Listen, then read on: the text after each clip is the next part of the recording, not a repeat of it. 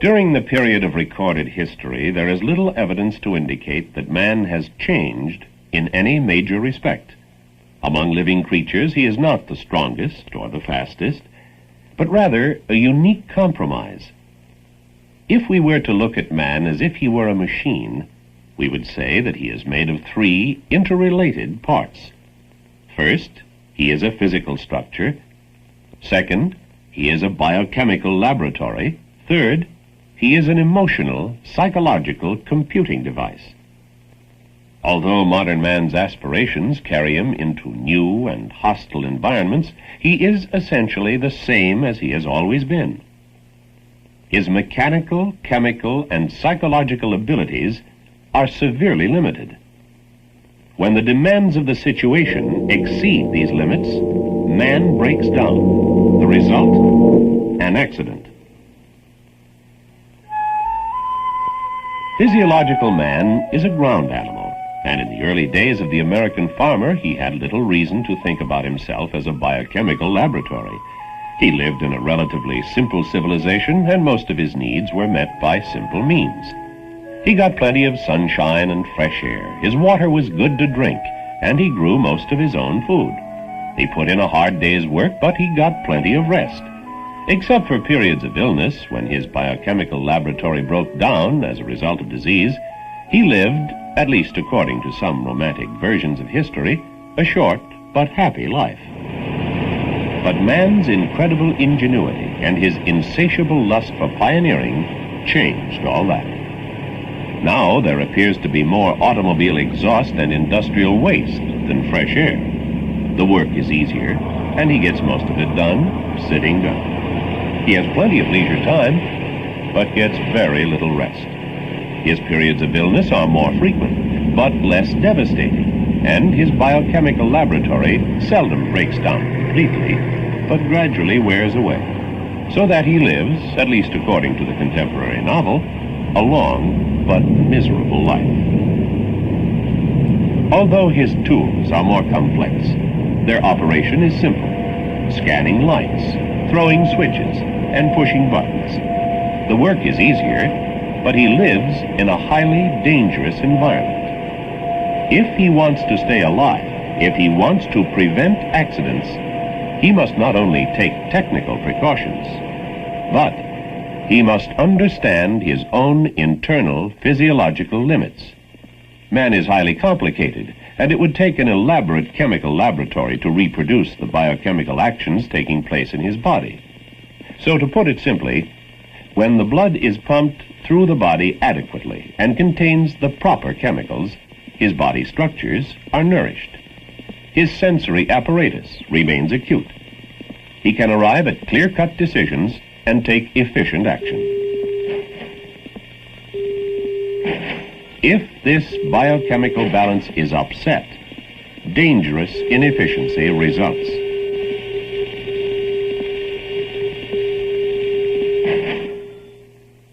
Man's most immediate chemical need is for the oxygen in the atmosphere. Without it, life can be sustained only a matter of minutes.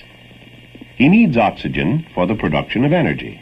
He takes it into his lungs, and from there, it goes into his blood, while the unwanted waste product, carbon dioxide, comes out of the blood and is discharged into the air. The bloodstream carries the oxygen to the hungry tissues. Some toxic gases, however, can prevent man from getting enough oxygen. The most common is carbon monoxide. Taken into the lungs, it prevents the oxygen from being carried by the blood, depriving the tissues of nourishment. Early stages of oxygen deficiency can induce a feeling of well-being and render man incapable of perceiving his impaired abilities. Increased amounts of this toxic gas can lead to asphyxiation, unconsciousness, and ultimately death. The modern world requires man to handle toxic materials, both industrially and in daily life, with a deadly over-familiarity. Poisoning is common in man's daily life, not only in a highly dramatic way, but also by small, insidious doses, deadly because they damage the body tissues and retard or inhibit man's reactions and judgment. These poisons can enter his body through the respiratory tract, or by the way of skin absorption into his bloodstream, or they may enter through his gastrointestinal tract, where they can cause injury to visceral organs such as liver and kidneys. They may affect the blood-forming system in his bone marrow. Man, sometimes unwittingly, sometimes deliberately, uses one of the most common systemic poisons, ethyl alcohol, the primary ingredient of alcoholic beverages. What he hopes will be a stimulant turns out to be a depressant. Ethyl alcohol acts like an anesthetic or narcotic. It can depress the nervous system, eventually causing pain, tremors, acute hallucinations, and general personality deterioration, even psychosis.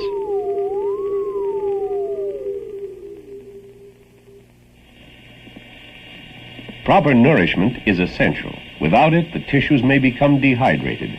Waste products build up in the bloodstream with nothing to displace them. The blood flows like a sluggish stream full of mud and debris, barely moving.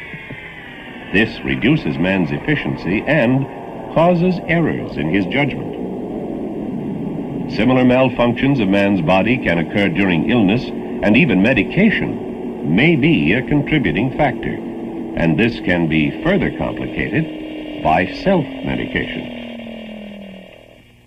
Perhaps one of the most frequently violated limits of man is his need for rest. Fatigue probably causes and contributes to more accidents than any other single factor. Fatigue may be brought on by either too much or too little physical activity. Efficiency decreases and man tolerates errors much more readily, and even fails to see that errors have been committed. After 48 to 72 hours without sleep, the body becomes extremely inefficient. Man grows highly irritable, and he is apt to fall asleep involuntarily at any moment.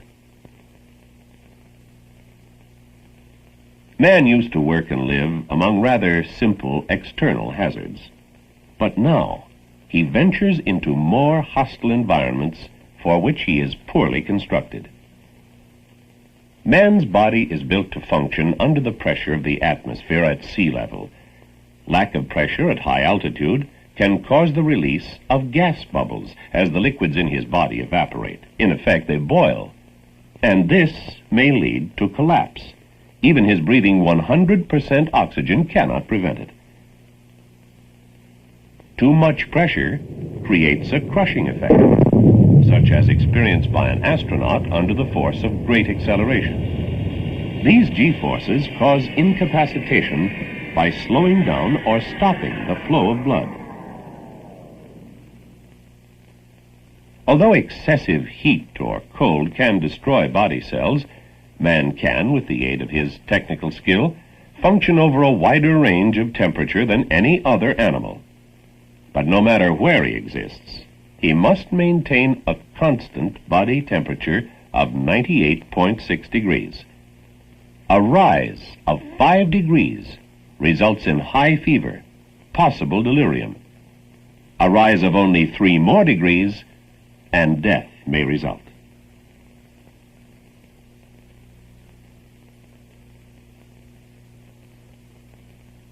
Man travels freely only within very narrow margins of pressure and temperature.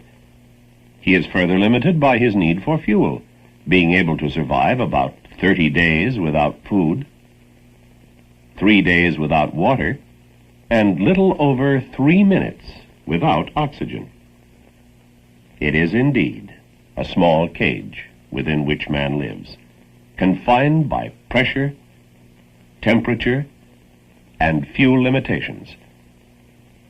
By fantastic technical skill, however, man has succeeded in expanding his living working area into outer space. Here, failures in body chemistry become even more critical. The physiological limits of man are constantly being tested, measured, and evaluated. Today, great task forces of scientists are at work, creating and developing a ground environment for man to take with him when he leaves the Earth in a capsule or penetrates it in a silo. So that man may live and work under these extreme conditions, the scientists create systems that will provide him with the proper amount of oxygen, that will minimize the effects of toxic substances, the disabling effects of G-forces, systems that will control atmospheric temperature, humidity, purity, and pressure, provide him with the proper nourishment, and warn him of radiation and other hazards. All these systems are created to arm man with the most effective equipment science can devise to prevent his physiological limits from being violated, to protect him against himself. But in spite of all the exacting scientific calculations, there will be accidents, not only here in these unique environments, but on the ground. For dangers lurk everywhere in modern civilization, and every man should know the danger areas in his own external environment. They may not look dangerous, but they are insidious. There are lethal toxic substances in paint and gasoline vapors, as well as in highly corrosive acids and missile fuels. There are dangers to the body cells from excessive heat and cold, as well as from electromagnetic equipment. Danger from oxygen and pressure in scuba diving, as well as in flying at altitudes over 10,000 feet. Danger from high pressure in a big fat aircraft tire, as well as in a skinny helium line. In an electric storm on a golf course, as well as in a silo power box. Every man should also know the dangers to his internal environment, temptations to biochemical disaster, from alcohol, from improper foods and food substitutes, from a great variety of medicines, antihistamines and tranquilizers, and fatigue. I came off a long and delayed mission, released at 2300. A message was waiting for me. My aunt and uncle wanted to see me right away. You never know whether it's serious or not, so I drove right out to their house. You see, I'm a long way from my hometown, and they feel they have to do something to keep me cheered up. They'd invited a lovely-looking girl over to meet me, and she'd been waiting here all that time. I admit it was kind of pleasant, and I enjoyed meeting her. But we sat around till 3 in the morning. I was halfway home, and I could feel myself going to sleep. But I kept saying, only 3 more miles to go. The last thing I remembered was a slow-moving, oncoming car with just one very bright light. I thought I'd pulled over to the right-hand side of the road.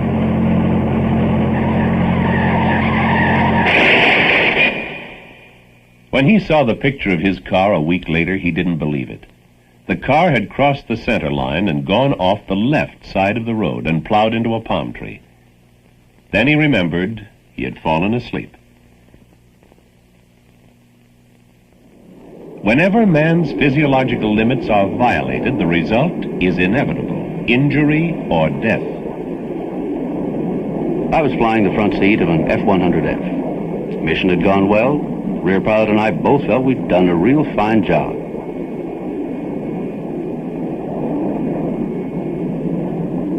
He was in the habit of taking off his mask to enjoy that well-earned cigarette. And that's what he was doing when it happened. We were at 29,000 feet when, without warning, the canopy blew. I looked back for a split second and saw his scarf blowing around. I sensed he was in trouble. I declared an emergency and let down as fast as I could.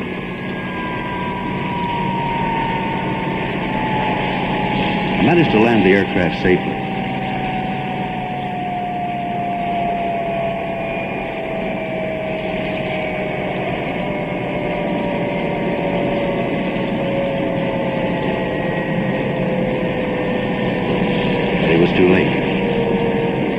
was dead on the right.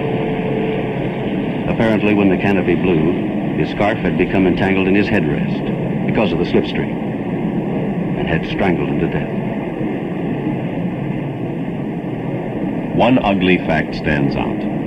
He didn't have his oxygen mask on at the time of decompression. He never had a chance to untangle that scarf. He was unconscious in less than 2 minutes from lack of oxygen. You don't have to be at 29,000 feet to suffer from lack of oxygen. It can happen on the ground. It happened to 3 of us, right here on this pad. We were in the process of transferring liquid nitrogen, and it's a miracle I'm still alive to tell the story. You see, you get to know your crew pretty good working on a dangerous operation like this. And you know your life may depend on the other guy. So it's understandable that in times of emergency, we're a lot more than just a team. When someone spots trouble, he doesn't say, "Let's go." He moves. By the time I looked around, one of my men had already gone into the tank. And I could see vapors in the air. I knew something was wrong. But before I could do anything about it, his buddy went in after him. And he didn't come out fast enough to suit me. I don't know why I didn't take time to grab an air pack, but in I went after them. There they were, both lying on the floor, knocked out. I knew I only had a few seconds to get them out.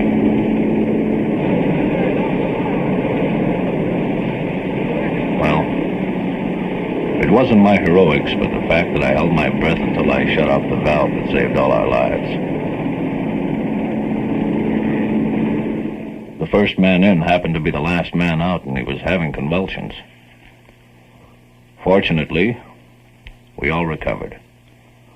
But the man who was in there the longest still has a pretty bad kidney. None of these men wore protective equipment. The Air Force spends millions of dollars developing it, and if you don't wear it, you can be dead wrong. But even wearing the protective equipment is not enough. There's no substitute for knowledge. A man has to know the signs of approaching danger before it's too late. I was getting a backseat ride to observe some high-altitude practice intercept missions when the pilot noticed that we didn't have pressurization at about 28,000 feet. Because nothing else seemed to be wrong, we decided to continue. While passing through 36,000 feet, I felt pain at the base of my neck and a little gas in my stomach. I still thought we could go on unless it got worse. At 40,000 feet, it did. Pain shot through my shoulder and neck like a hot poker. My vision was blurred, and the gas pains doubled me up. From that point on, things went black.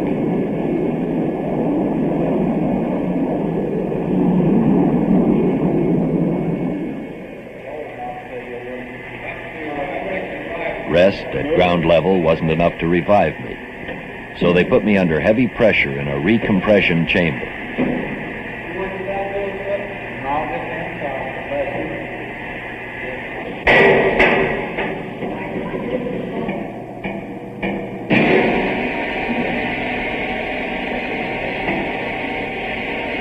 I felt almost immediate relief. Then they gradually began bringing my body back to normal pressure. 36 hours later, that chamber had saved my life.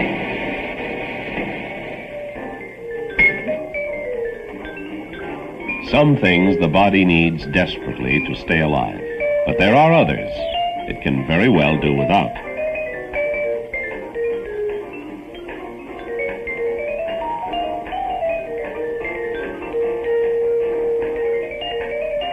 By midnight, the card game was over. We got a little restless and went into town.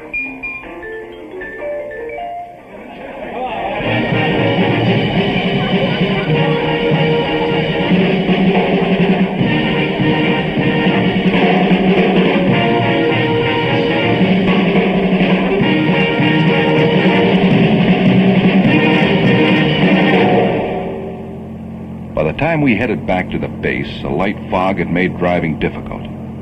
We were feeling no pain. We were traveling at a pretty good speed when several big trucks came across the bridge. Our driver moved off to the right a little too far, then crashed into the bridge foundation.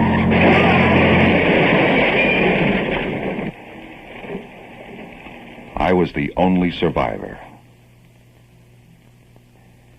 Alcohol is not a stimulant. It is a depressant. It plays havoc with your nervous system. It can't be said often enough. If you're going to drink, don't drive, don't work, stay home. It is not enough merely to know the physiological limits. The men in this aircraft knew they were violating almost every physiological limit in the book. They were on an extended mission, and approximately 1 hour after takeoff, had experienced uncontrollable heat in the forward compartment. At times during the first 13 hours of flight, the crew was exposed to temperatures estimated at 125 to 160 degrees. It was hot. The cockpit was like a sweltering oven. You know, the zipper on my flying suit was so hot it burned my fingers even through my gloves.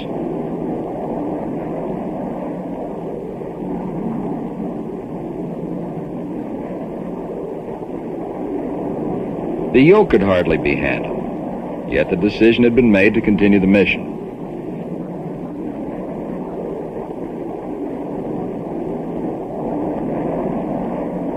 We alternated going downstairs to the navigator station to cool off before going back on duty.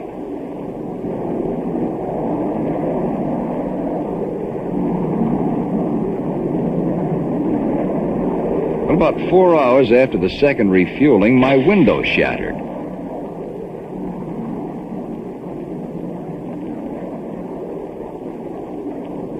And the flight had to be continued without pressurization. Soon after that, the co-pilot began to experience severe stomach cramps. The navigator suffered intense pain in his knee, so we decided to drop down to 12,000 feet. Well, at this point, the flight was in the soup. Everybody was so worn out from fatigue that we all began making errors. A positive fix was difficult to obtain. Fuel consumption was high. So high that there was doubt as to whether we could make the next refueling point. Although there was an emergency in the making, we didn't declare it until a little too late. A strip alert tanker was launched, but before contact could be made, we ran out of fuel. The bailout sequence began at 7,000 feet. 5 ejected and 3 bailed out.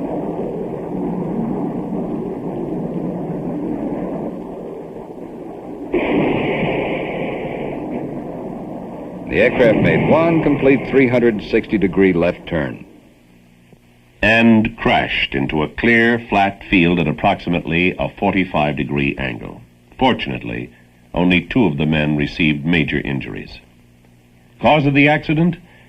Physiological breakdown as a result of heat, lack of pressurization, and fatigue. We are moving into new environments all the time. There's no way back. Man will never again be solely a ground animal. We're going deeper, higher, and faster, and there's no alternative.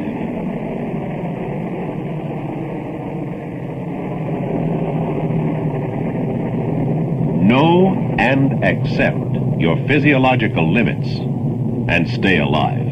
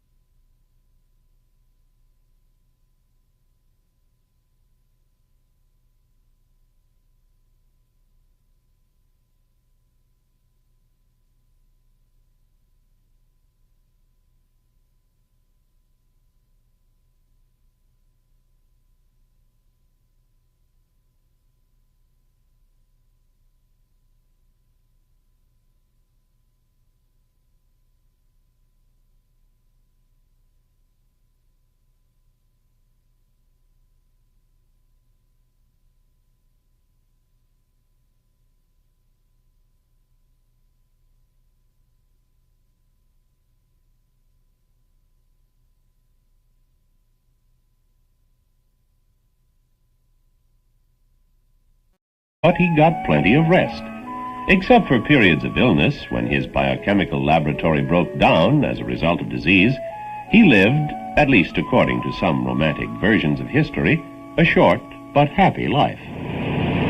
But man's incredible ingenuity and his insatiable lust for pioneering changed all that. Now there appears to be more automobile exhaust and industrial waste than fresh air. The work is easier, and he gets most of it done sitting down. He has plenty of leisure time.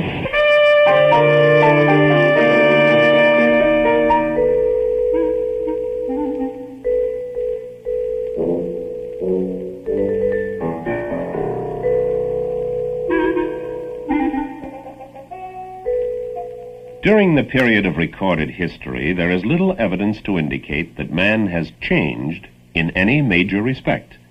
Among living creatures, he is not the strongest or the fastest, but rather a unique compromise.